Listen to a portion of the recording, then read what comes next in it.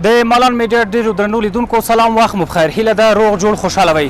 درنو لیدونکو، نن درته زه نصرت الله خوشحال حاضر شوی یم ترڅو تاسو ته لومړی ښاري راپور وړاندې کړو. په دغه راپور کې به نن درته د شاه دوشمشیره جومات په اړه معلومات وړاندې شي.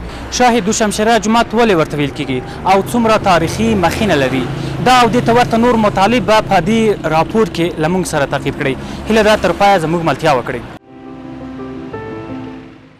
د شاه دوشمشیره جومات د کابل ښار یو له لومړنیو جوماتونو څخه دی چې د کابل ښار په دوهمه حوزه کې د اندرابي سړک او د کابل سیند ترڅنګ موقعیت لري او دغه جومات په شنو ګنبدو او منارونو سینګار شوی دی. د زیارت د لایس بن قیس په نوم د یو عرب جنرال دی چې د کفارو پر وړاندې بدون له سر څخه په دوه تورو جګړه کوله.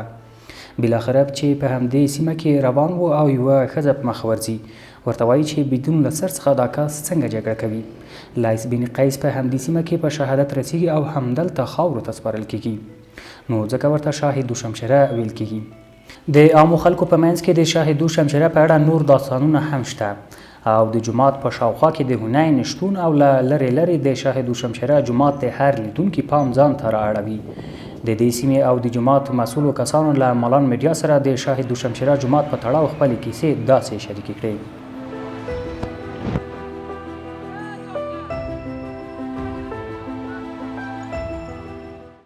ډیره مننه چې وخت مو راکړ. لومړی مو خپل نوم واخلئ او د دغه زیارت په اړه که معلومات راکړئ، څومره تاریخي مخینه لري، د دې ترڅنګ ولې ورته شاه دوشمشیره جومات ویل کیږي او له کومو ولایتو څخه دلته خلک راځي. شاه دوشمشیره به خاطر میگه که این همراه دو شمشیر جهاد میکرد یا با کفار جنگ میکرد.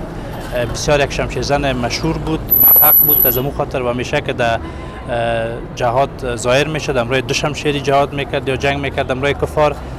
و قیس بن العیس است که اینجا باز شهادت. بله اینجا درست دمی قسمت که شما ببینید که زیارت است و این قسمت دیگهش که مسجد است، این دمیجا به شهادت میرسه و یک گپ بسیار موضوع تاریخی و جالب که بر کل جوانان یک بسیار یک موضوع عالی فوکس میشه ای است که این بزرگوار و این روحانی عزیز تازه یکی دو هفته بیشتر از عروسیش نمیشد و چون موضوع اسلام بود به خاطر جهاد برخیست اینجا آمد و تازه عروسی کرده بود. لایس ابن قیس نواسه حضرت عباس رضی الله تعالی عنه، نواسه کاکای پیغمبر علیه الصلاة و سلام، در خلافت حضرت عثمان صاحب رضی الله تعالی عنه به جهاد آمده در افغانستان وقت بدایا بود، اسلام نبود اینجا.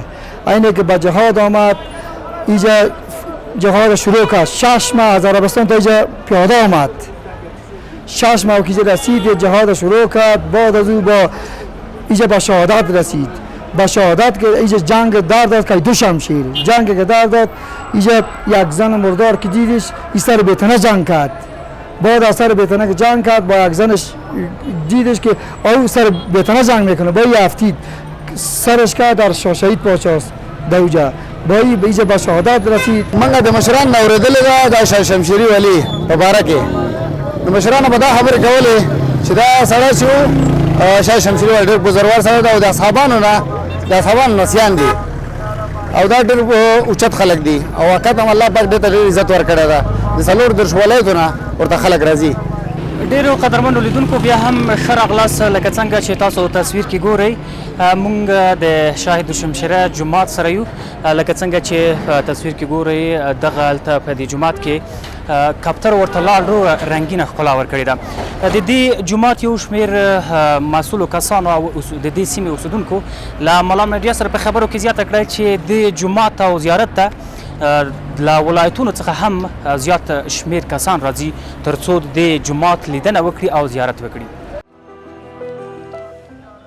ځینې کسان بیا وایي چې د جومات ته د کابل په ګډون له ولایتونو څخه هم یو شمېر کسان راځي ترڅو له نږدې د زیارت او جومات لیدنه وکړي. د هر ولایت نه راځي، د این پېښور نه راځي، د بار ملک نه راځي دلته به زیارتونه کنه. دا خو لوی اصلي خود د تاریخونه لري کنه. دا مبارکان په دې خاطر راغلي دلته، خو مخکې ټول کفر وکنه.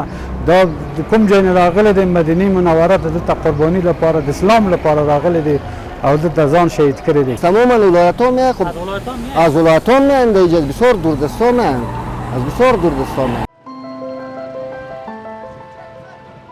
د شاه دوشمشیره جومات هم په افغانستان کې د معمارۍ د کلتور یوه نښه ګڼل کیږي او 2 لسیزې وړاندې د وروستي ځل لپاره د جوړېدو پر مهال د معمارۍ د ښکلا ښکارندویي کوي. اوس د شاه دوشمشیره جومات د کابل ښاریانو کوربه دی او په دغه زیارت کې د جمعې او اخترونو لمنځونه هم کیږي. سربیره پر دې د کابلیانو مذهبي مراسم تر ډیره په دې جومات او زیارت کې ترسره کیږي او تر ټولو مهم لامل یې له دې جومات او زیارت سره د کابل ښاریانو بشپړ آشنا او ټولو ښاریانو ته نږدېوالی دی ځکه دغه زیارت د ښار په زړه کې موقعیت لري.